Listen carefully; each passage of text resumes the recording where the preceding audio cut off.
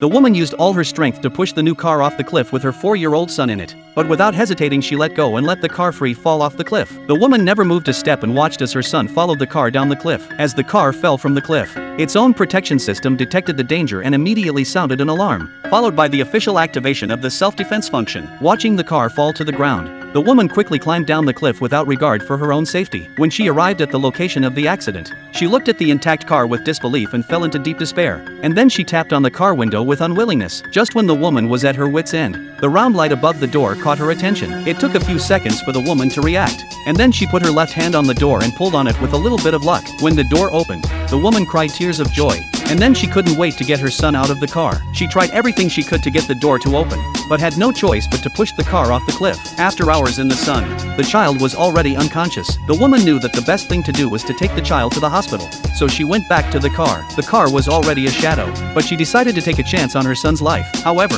the car that fell from the cliff was still able to start. The woman was overjoyed and quickly put it into gear and pressed the accelerator to the bottom. Looked at the car can still drive quickly. The woman did not have time to be excited. There is another problem in front of her, because at this time in the cliff below the car and people want to climb up is as difficult as heaven.